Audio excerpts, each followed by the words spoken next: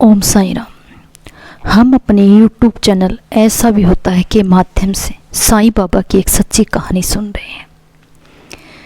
यह कहानी एक ऐसे भगत की कहानी है जो कई महीनों से बीमार चल रही थी, इलाज करवा रही थी, अंग्रेजी दवाएं ले रही थी। वह इलाज करवाते करवाते थक हार चुकी थी। उसको समझ में नहीं आ रहा था वो क्या करे। वह अपने इष्ट देव से कहने लगी, हे नाथ, अब मैं क्या करूं? डॉक्टरों की दवाई से मैं परेशान हो चुकी हूं। डॉक्टरों के चक्कर काट काट के मैं दुखी हो चुकी हूं। अब तो मुझे तुम्हें रास्ता बताना पड़ेगा। जबकि उसके इष्ट देव ने बीच बीच में उसको संकेत भी दिए, लेकिन वह उन संकेतों को समझ नहीं पाई। शायद अपनी बीमारी के कारण परेशान थी, इस कारण वह इन संकेतों को न समझ पाई। तो उसके इष्ट देव ने कहा,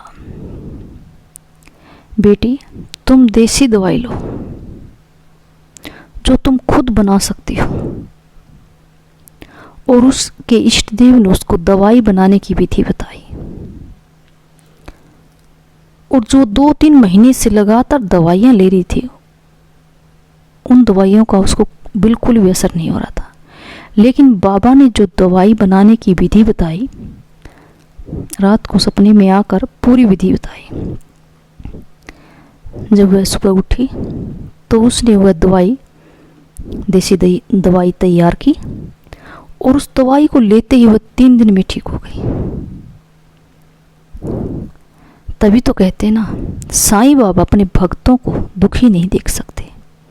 जबकि बाबा बीच बीच में उसको संकेत दे रहा था कि तुम अंग्रेजी दवाई मत लो, लेकिन वह बाबा के संकेतों को न समझने के कारण उसने 3 महीने तक लगातार अंग्रेजी दवाइयाँ खाई और उनका कोई भी असर नहीं हुआ। और बाबा ने एक औषधि बताई जिसको लेते ही वो 3 दिन में ठीक हो गई। साईं बाबा तो हमेशा एक ही बात कहते हैं, जो भी मेरे नाम का जाप करेगा या मुझे अपने आंसू दिखाते हुए या अपने दिल में दर्द लिए मुझे याद कर लेता है, साईं बाबा वहीं पहुंच जाते हैं। और इस कहानी में भी देखो, बाबा खुद अपने भगत के लिए दवाई बनाने की विधि बता के गए हैं। और यह विधि ऐसी विधि है जो लाखों लोगों का भला कर सकती है। ओम साईं।